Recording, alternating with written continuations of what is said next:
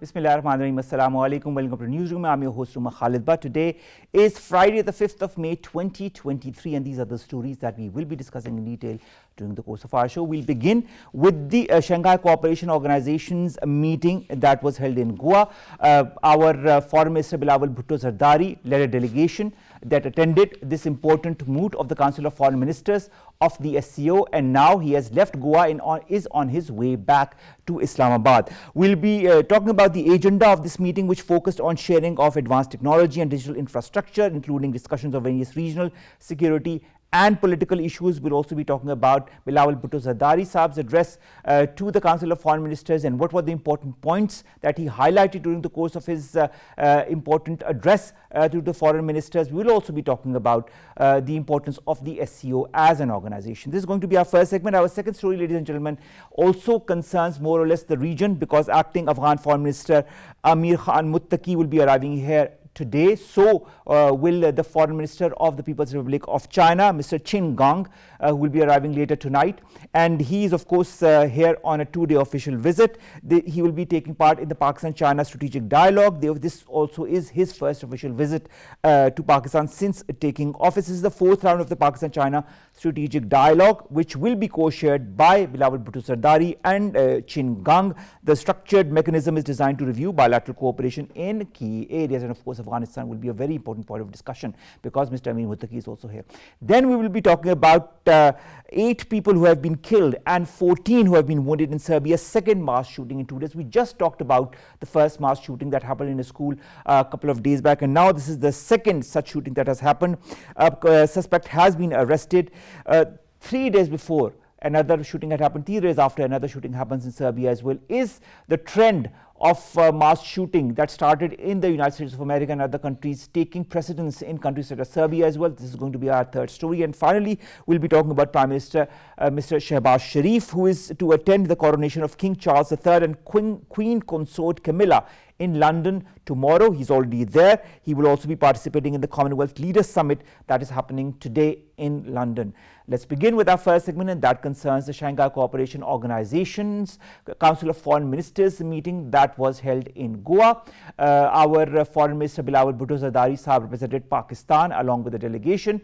The importance of SCO is paramount. Different important issues concerning the region are discussed, as were discussed during the course of this important moot, and it also lays the ground for the next meeting of the heads of state of the Shanghai Cooperation Organization that is to be held later in the year. To talk more about that, we've been joined by Khalid Taimoor. Akram Saab, he's the Executive Director of PRCCSF. Thank you very much, Khalid Saab, to have joined us. And it's always, I have to say that on the record, it's always a pleasure to talk to you. Thank you very because much. You have an insight that not many have, because you visit the areas a lot, you have connections with all the people in Central Asian countries and other countries, and you understand the region much better than a lot, including myself. How far, in your point of view, does India want to stand with the region? We've seen the issues that Pakistan has with India. Despite that, Bilawal Bhutto Zardari went to Goa and said there was no bilateral talks that were on the agenda, and there were none whatsoever, and it was a multilateral mechanism because of which he was going there, and the importance that the SCO has for Pakistan as well. How important is the SCO in the presence of other important organizations such as the Quad, such as other alliances that are also taking precedence and generating more interest vis-a-vis the West? Yeah, so, thank you very much. First of all, let me clarify one thing right from the very outset, because I have been watching debate on international media and especially on the Indian media about Foreign Minister Bilawal Bhutto Zardari going to India. So let's make one point very clear, and over here I would like to address the Indian media and tell them that Pakistan is a responsible state and we are equally as good member of SCO as India is. So this debate should not happen that why our foreign minister has gone to India to attend this meeting, because we are equally a member of Shanghai Cooperation Organization.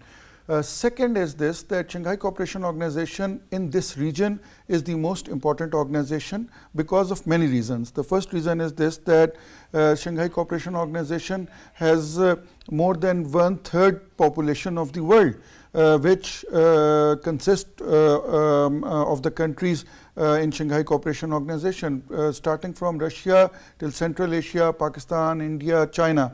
So world cannot overlook the importance of Shanghai Cooperation Organization.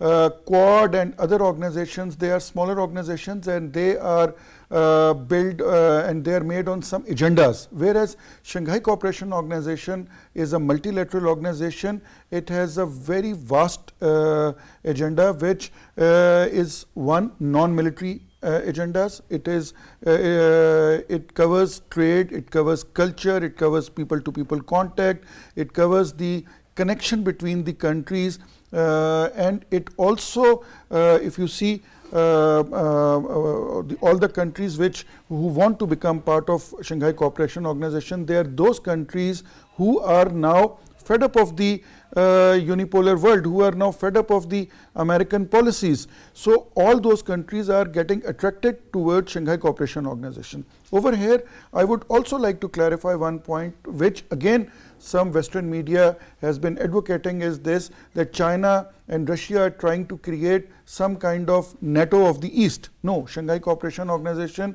is a non-military organization. It is not equivalent to NATO. It is a unique organization which is there for generating connectivity and for generating trade and for enhancing the people-to-people contact. Now, Khalid Sahab, one thing comes to mind. You know, when you were giving me the details of what the SCO stands for, it brings to mind SAARC. We all know how India has jeopardized SAARC through various means and measures, and now nobody hears of SAARC. Now that the SCO has been held, the meeting of the Council of Foreign Ministers has been held in Goa, there has been a certain attempt, a certain belligerence from the Indian side as well, in order to undermine the importance of important organizations such as the SCO. Now that, for example, Iran and Belarus are also to be inducted, and there are Myanmar, the UAE, Kuwait and the Maldives that are going to be granted the status of dialogue partners ahead of the full membership.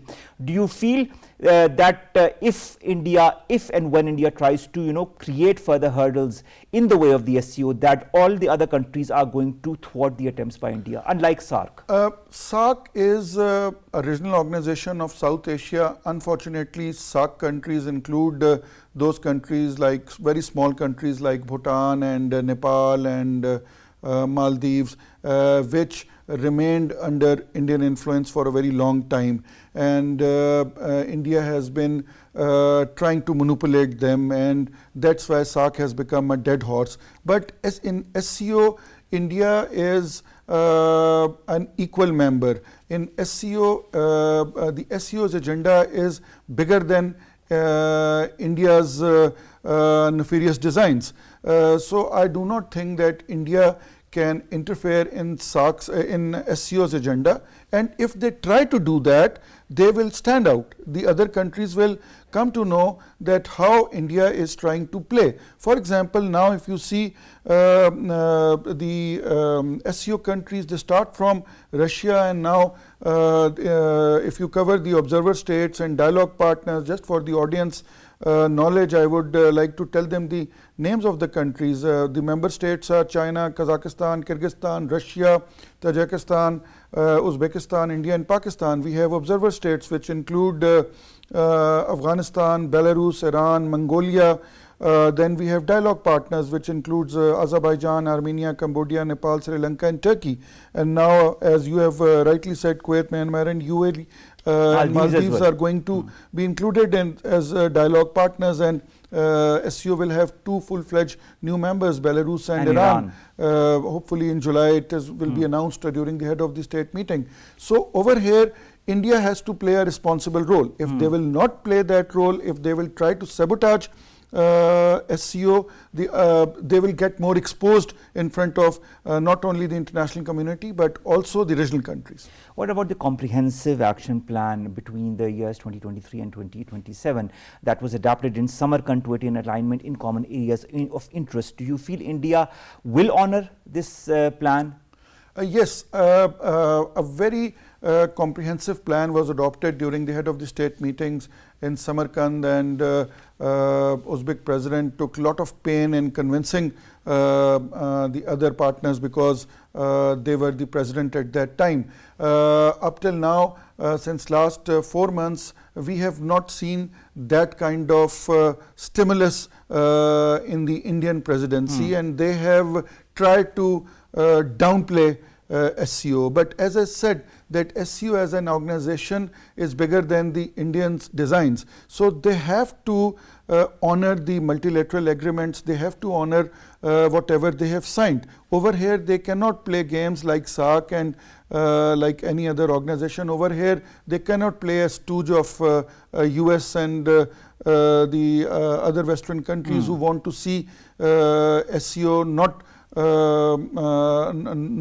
not enhancing more cooperation. So India is now, I would say the Indian government is right now walking on a tightrope, because this Indian presidency, the complete SCO countries are watching India, that how they behave in this period of presidency. Mind you, this presidency will now come back to India after almost 10 years, because we are going to have 10 members. So it means that after 1 year rotation, so it's going to come back to them somewhere in 2033.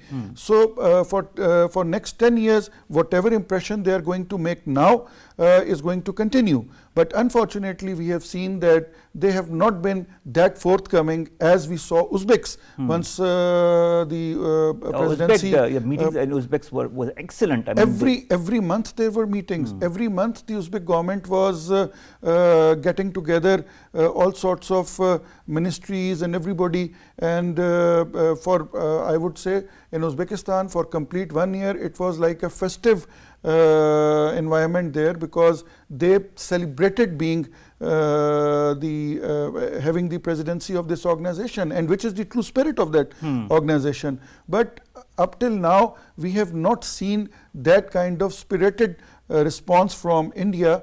Maybe it's because they are under pressure from US and they are under pressure from their other Western partners to downplay it. But as I said, that all the SCO countries are not only watching India, but they are also observing that how will they behave in this presidency. And the litmus test will be in July, August, once the head of the state meeting is going to happen. Because India always try to bring in issues with Pakistan during these sorts of meetings. But if we see, before coming here, I was just listening to the speech of our Foreign Minister Bilawal Bhutto Zardari. Excellent speech. He highlighted balanced, all the important points. Yes, very balanced speech. And the Indian media had nothing to highlighted, because they were since they were looking for some little matter to sensationalize. Yes, they were since yesterday, ever since our foreign minister landed over there, they tried to they were looking for some sensational thing, because they wanted to downplay Pakistan in front of our other regional partners, China, Russia, and the other Central Asian countries. For example, yesterday I was watching that they tried to downplay this thing. Oh, why the Pakistani foreign minister arrived late at the dinner, whereas he was in meeting with the Russian foreign minister, and the Russian foreign minister and our foreign minister, they arrived together, but they did not talk about the Russian. They said the dinner was not. They were trying to find any point, any point to downplay Pakistan, to portray Pakistan as not an important partner, or not that important a partner of the SCO. Let's come to the speech of Bilawal Bhutto Zardari Sahab. Let's come to one of the topics, and that is state-sponsored terrorism. He made it clear, Bilawal Bhutto Zardari Sahab, that his country condemns all forms of terrorism, including state-sponsored terrorism. He said conflating non-state actors with state actors must be stopped. He said that we must address the root causes as well as the threats posed by specific groups. This is also one point that Mr. Jaishankar, when he was addressing this very very summit highlighted. And he was trying to, kind of without naming names, pointing the fingers as India has always done in the past towards Pakistan. How did you see Mr. Bilawal Bhutto Zardari's response as far as this issue, terrorism, is concerned? It's a very befitting response because Mr. J. Shankar tried to use these words in the G20 foreign ministers meeting, because I was following that meeting, and in his speech in G20 foreign ministers meeting, he tried to highlight this thing, and without naming Pakistan, he tried to implicate Pakistan in state-sponsored terrorism. I think now sitting on the Indian soil, this statement by our foreign minister has made it very, very clear. Because he has not given this statement on the UN podium or anywhere else. He has given this statement on the Indian soil. And I think Pakistan is now the Indian media must realize this thing, that we are a very responsible country. We condemn all sorts of state terrorism, and we also condemn what India is doing in illegally occupied Jammu and Kashmir. Of course. So our foreign minister has given, I think, a very befitting response, and I am sure that hence onwards has the message gotten across? Yes, and I am sure after this the Indian External Affairs Minister Mr. J. Shankar will at least not use these phrases which he has been using in last couple of months. Well, we will see when the G20 summit begins in India how India is going to again point the fingers towards Pakistan. Bilawal Bhutto Zardari have also of course said Pakistan is firmly committed to be part of the regional and global efforts to eradicate this menace of terrorism. Let's come to another topic that was also very important, and it is also very important to the SCO, that is poverty and poverty reduction. This was also something that was highlighted by Mr. Zardari, and he said that there is a need for collective efforts to mitigate financial sufferings of the people of member states. If you look at the member states of the SCO, there's a lot of poverty. How big a challenge do you feel poverty alleviation is for the SCO? I think we should follow the Chinese model, because if you see the Chinese government report of 2022 and 2023, the Chinese government has claimed that there are more than 700 million people who have come out of poverty, and they had given this complete plan. And I also happened to attend one of the seminars with the Chinese, in which they proved it, that how did step by step they help the people of rural areas to come out of poverty. I think China can play a greater role in this, and all these countries can work together, because all these countries, Central Asia, South Asia, China, Russia, they are interconnected with each other through land borders. Most of the countries of the Central Asia, they are double landlocked countries. The BRI and the CPAC projects are near completion, so the trade is going to increase. The connectivity between these countries, which used to be a dream 30 years back once these countries they got independence, but now the dream has come to a reality. And surprisingly, let me also tell the audience over here that the present Afghan government is a big supporter of the regional connectivity, unlike Hamid Karzai and unlike Ashraf Ghani, because they had always ifs and buts in the regional connectivity. But the present government, whether legitimate or unlegitimate, is a different question. But at present, Afghanistan is a very strong supporter of regional connectivity, because they are earning a lot of money through the transit trade, and we are using Afghan soil, and our trucks are now going to Central Asia till Azerbaijan, till Tajikistan. All the truck movement has already started, and in last 1.5 to 2 years, Taliban have earned a lot of money through this transit trade, and through it is not only transit trade, but it is ensuring the safe passage. Previously, the NATO forces and the American forces were, they were very much pessimistic that this transit trade would ever happen, but this is happening. So I am not talking about the legitimacy of the Afghan government. What I am saying that this is one way that through the transit trade and through the trade which the countries can mutually act and can help each other for the poverty alleviation. Before we come to Afghanistan, Pakistan has also proposed a special working group on poverty alleviation. Do you feel it's a step in the right direction? Yes, it's a step in the right direction, because in our country we have a lot of poverty, and our government is trying its best to overcome it, and we have this scheme like Benazir Income Support Program scheme. It has been recognized by UN as one of the best and one of the most important step towards helping out the poor people.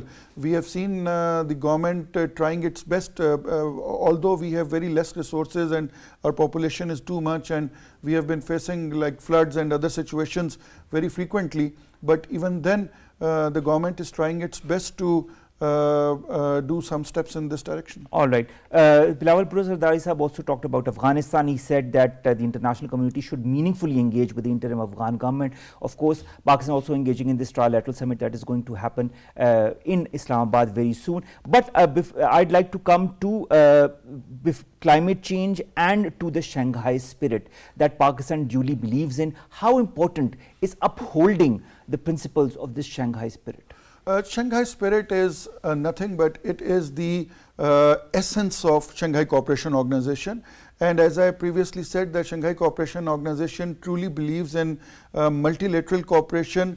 It believes that the bilateral issues should be resolved by the countries themselves, and once they come to the table on the Shanghai Cooperation Organization, they should be talking on the multilateral issues, and Pakistan truly appreciates and abides by whatever agreements we have signed on the SCO, and we hope that India also does the same, which up till now we have not seen yet.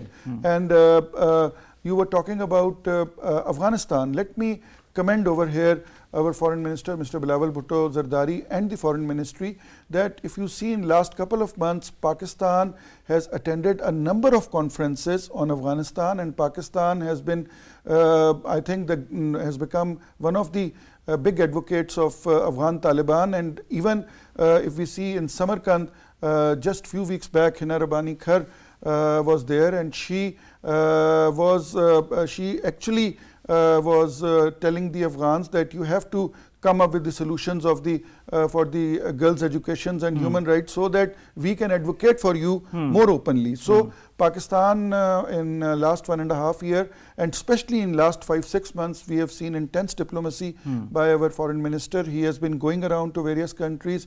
He has been talking about Afghanistan, and Pakistan has emerged as one of the key players. And a very important player. Very important player. But the fact remains that, of course, not only does the credit go to our Foreign Minister, but also to our Minister for Climate Change, and also other ministers who have been working diligently, as has our Prime Minister been working for the Pakistani cause and for highlighting Pakistan as an important player. And this is what we've seen this time also at the Council of Foreign Ministers meeting, when Bilawal Bhutto Zardari Sahab addressed this mood and the important points that he highlighted. Thank you so very much, Khalid. Taimoor Akram Sahab, Executive Director, PRCCSF, to have joined us, to have talked to us about the essence of the SCO and how important this is for Pakistan. Thank you, sir, to have joined us. Let's come to our second segment, ladies and gentlemen, and that concerns the visit of not only the acting Afghan Foreign Minister Maulvi Amir Khan Muttaqi, who is arriving tonight, but also the Chinese Foreign Minister, who is arriving tonight as well, Mr. Qin Gang.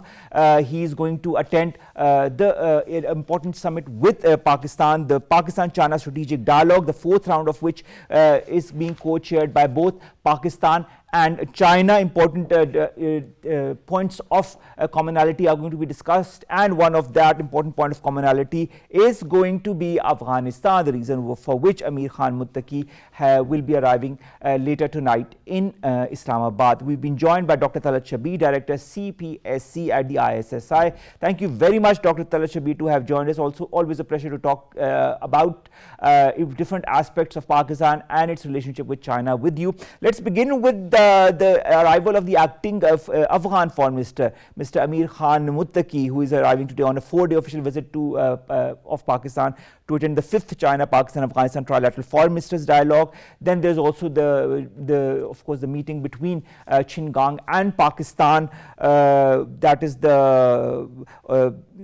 also very important in the whole context of the regional scenario, the regional issues that concern both China and Pakistan, and of course Afghanistan. Do you feel any change in the principal stand of Afghanistan, whether it be related to education of women or other issues that the West is extremely perturbed about, could have, be modified or changed, or a proper understanding arrived from the Afghan side during the course of these meetings? Thank you very much, Omar, for having me. It's always a pleasure to be in your program. First of all, in next 2 to 3 days, we are going to have very important two events. The first event will be the fourth strategic dialogue between Pakistan and China. That is very important, and the agenda, of course, is bilateral cooperation between the two countries and multi-dimensional cooperation, and of course CPAC, and most importantly, regional and global affairs will be discussed. The second most important event in next 2 3 days is expected to be the sixth trilateral dialogue between these three countries. Yes. So this is a series of dialogue that both countries are having. Now, coming to your question, I think the problem with Afghanistan is that there were many pledges made in the beginning by Taliban regime, and the world also expected from Taliban regime to be soft on various issues. We also expected, the world community also expected that there would be changed stature of the government. But unfortunately, we did not see any nice thing happening in Afghanistan, and continuously we see that there's the Afghan government's grip on a tightening of their hold on various things that they promised, they pledged with the world community that they will become soft on. Now, the women education, women employment, working women's, they stop working women from going to the works. These are few areas, as the panelist before me was, it becomes very hard for friends of Afghanistan to convince the world that, look, you go towards recognition of the government, or you should cooperate with the Afghan government. So it's very difficult. Now, Pakistan and China, these two countries are the most affected. I think any two countries are most affected is China and Pakistan, because we have stakes. China has a stake because China is looking up to Belt and Road Initiative, for which peace in Afghanistan is very important. We are a very important stakeholder, one that we share borders with Afghanistan, and we expect CPAC to expand to Afghanistan and beyond. And we expect a lot of economic activity going on in the wake of this.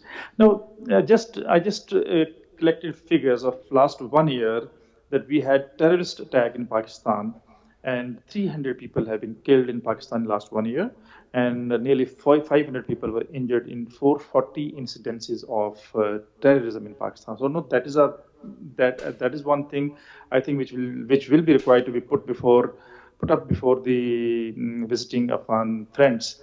So you have to tackle these problems, wholesomely. Otherwise, I think we'll continue to have issues. I think it's very important. And I'd refer to what Amir Muttaqi Saab said. One of his first statements was said that he will not let the Afghan soil be used against any neighboring country. This was one of his first statements after assuming the responsibility of the interim foreign minister. So let's see.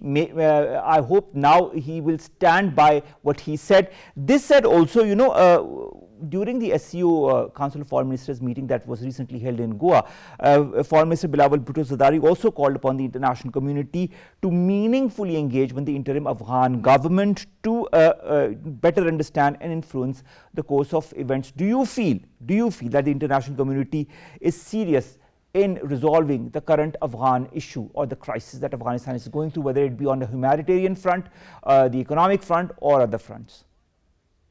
No, this is very interesting. This meaningful is very interesting. You see, I think it's only Pakistan and China who are suffering because of instability in China, these two countries. Now, there are many countries who have now an opportunity to sort out maybe Taliban government, and actually that is creating a problem for the masses in Afghanistan. Now, the first step, if you want to meaningfully engage with Afghanistan, is to first of all give them legitimacy. But when you make it conditional to various things, then you see they're not coming up to what you expected of them.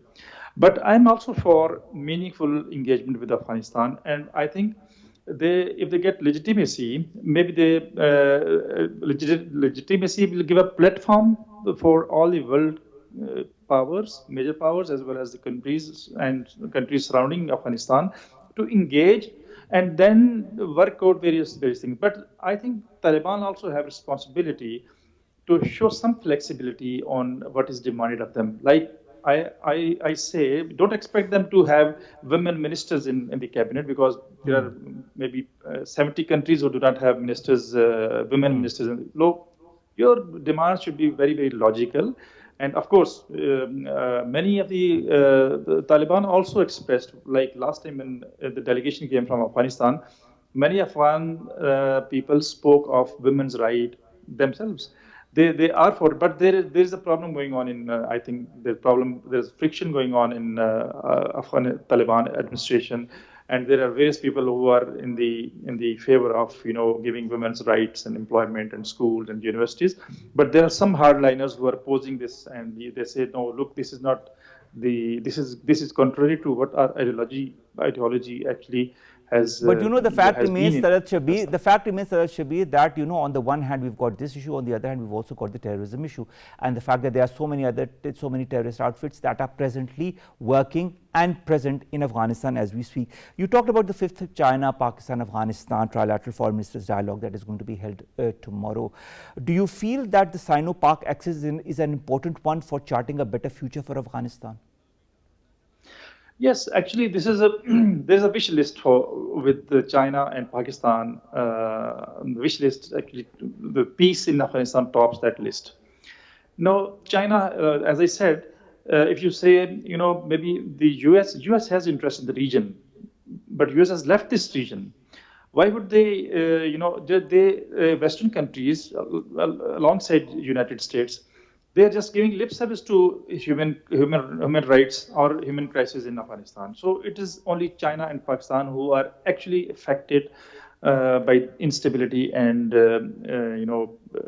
instability in Afghanistan. Now, the growing terrorism and various terrorist outfit working in Afghanistan is a danger. I've given you an example of what Pakistan suffered for the last 1 year. Similarly, China also looks at it with an angle that maybe there's a spillover impact, affecting China and Pakistan both. So, the Afghanistan's issue has not settled for Pakistan and China. We still have issues, and now this issue, I think this issue will be raised in the trilateral meeting between the three countries about the growing terrorist incidences in the region, and particularly their safe havens in Afghanistan. Talat Shabbir, Pakistan and China also share a very important and a strong relationship. Now, there are two important meetings that are going to be held during the maiden visit of Mr. Qin Gang. The first is, of course, the China, Pakistan, Afghanistan trilateral foreign ministers meeting, but there's also the 4th round of the Pakistan-China strategic dialogue that is going to be co-chaired by both Mr. Gang and Mr. Bilawal Bhutto Zardari. How important is the Pak-China economic strategic cooperation in the wake of the new scenario that is building in the region and in the world? This is very important. Like the three agenda points you mentioned, this is one is cooperative partnership between the two countries, then multidimensional cooperation between the two countries, and then regional and global situation. The global situation, when we say global situation at the moment, Ukraine-Russia war is one situation which is actually a matter of concern for China. Then US-China competition is also actually growing in the region, which is also when you look at these events, and we have been suffering in the past. So Pakistan is in a difficult situation, dealing with Ukraine-Russia war, China's stakes in this scenario, and the United States pressure on countries to, condemn US or Russia. But I think the meeting would be focused on what Pakistan and China are cooperate, like particularly CPEC is actually slowed down, and various other options that we have to push CPEC project. But these international events and the regional events that are taking place alongside, they also have, they meaningfully impact the relationship of both the countries. But we expect, since we are, into economic crisis, we are into kind of political instability, we would expect China to help us, get out of this economic crisis. And CPEC is a legitimate opportunity to get out of this crisis if we push it forward. And of late, when I speak to Chinese scholars, they also say that Pakistan has to do a lot more to get this CPEC become a success story. So I think we have a responsibility to push CPEC. Of course, the bilateral relations and regional issues, they will continue to be there. How important now is this new phase of Pak-China relations? If you see, just in the last few weeks, we've got our army chief who visited China. We've had a telephonic conversation between the premiers of both Pakistan and China.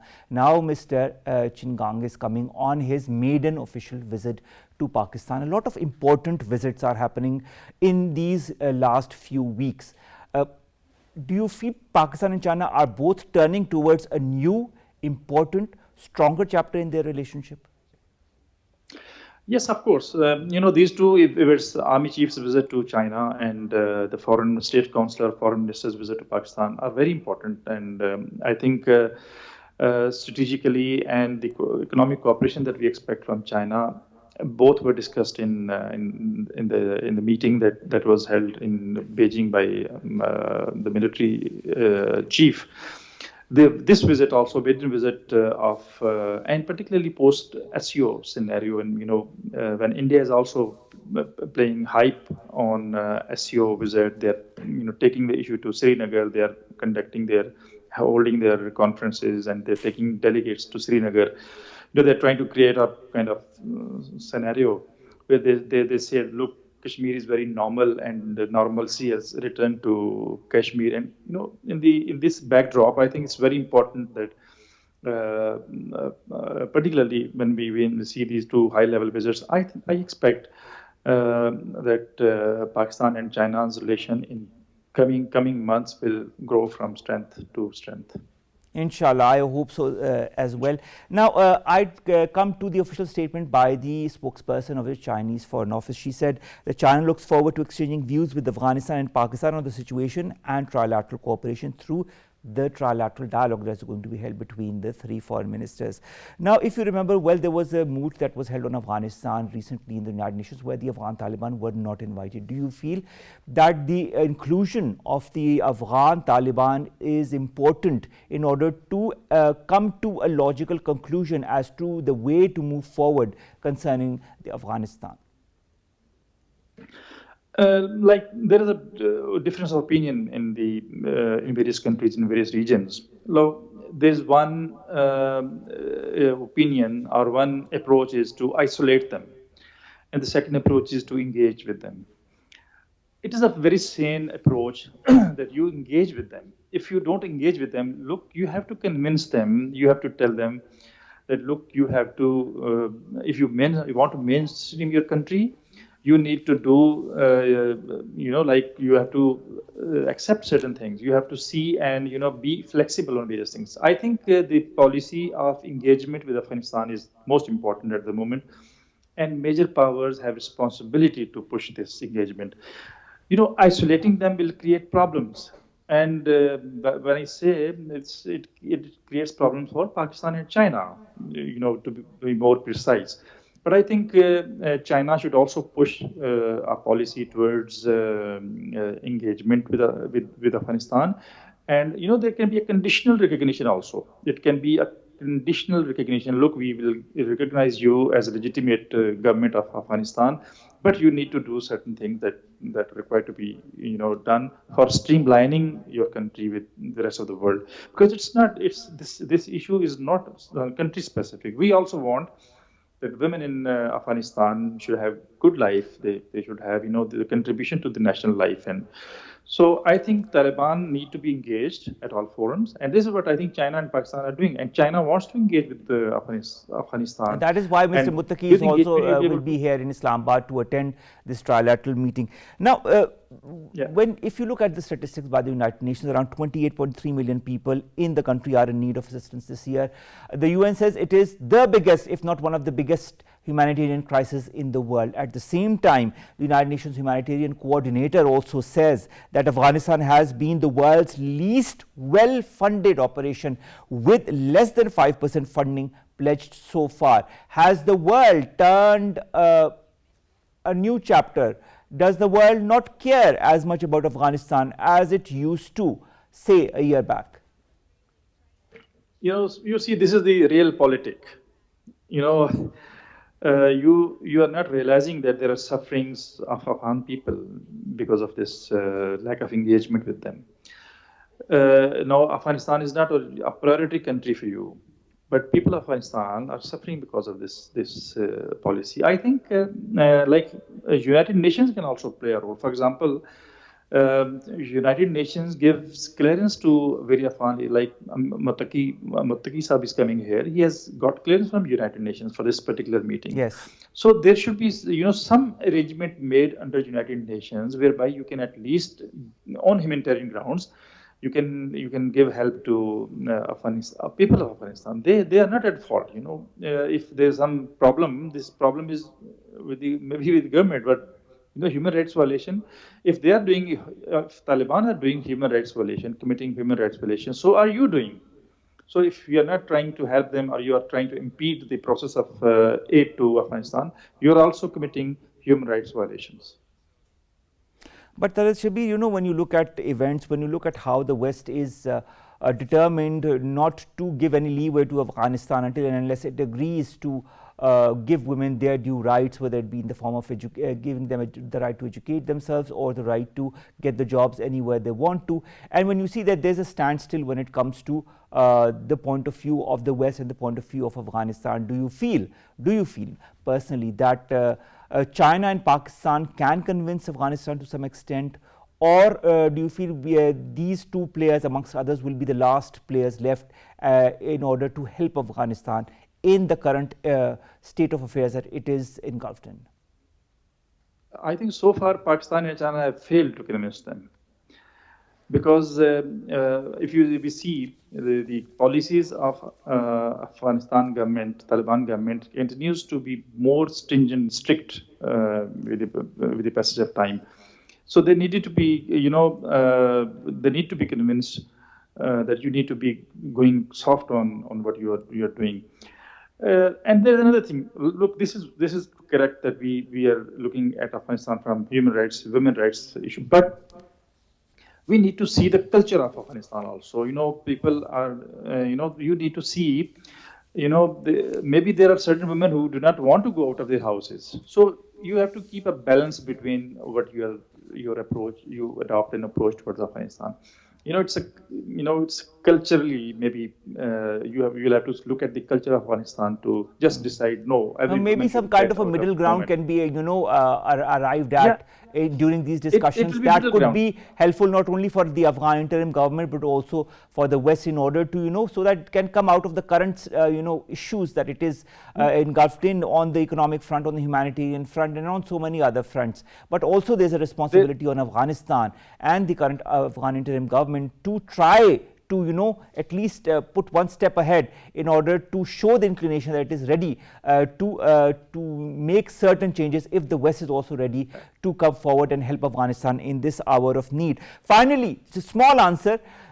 This trilateral meeting and this also meeting between the two foreign ministers of China and Pakistan at this juncture is it also not sending a very clear message to the world as far as Pakistan-China relations is concerned?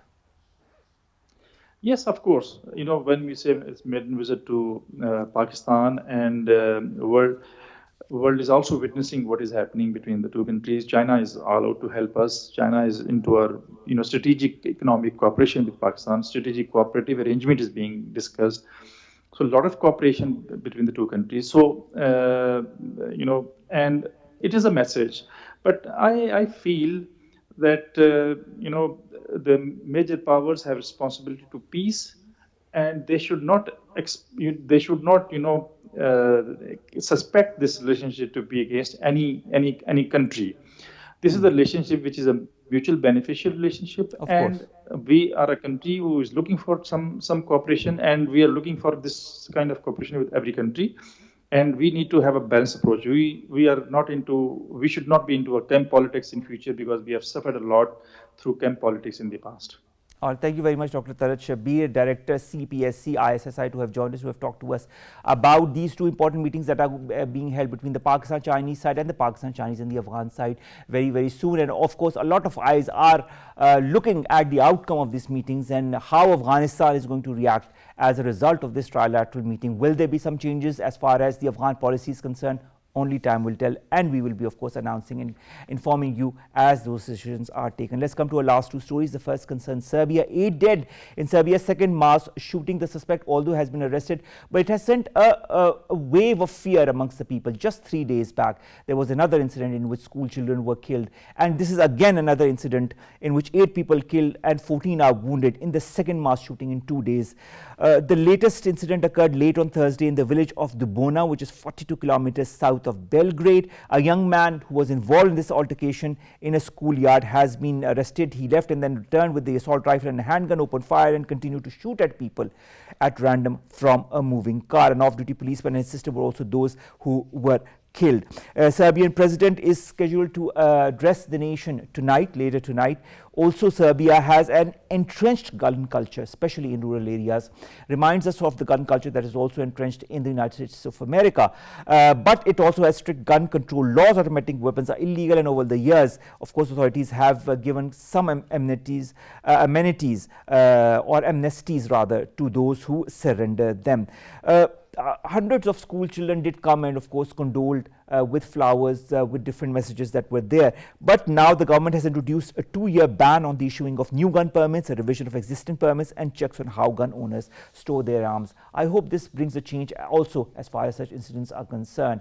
Enough of innocent lives have been lost across the world because of such incidents. And finally, ladies and gentlemen, let's end on a good note. Our Prime Minister Shehbaz Sharif is in London. He is going to attend the coronation of King Charles III and Queen Consort Camilla in London. This is going to happen tomorrow. The Prime Minister is also going to participate in Commonwealth Leaders Summit that is happening today in London. He is also expected to hold bilateral meetings with leaders who are participating in this summit also in the ceremony tomorrow. Pakistan and the United Kingdom have had a long history of strong relations which are anchored in the dynamic Pakistan-British community that is also quite strong as far as the United Kingdom is concerned.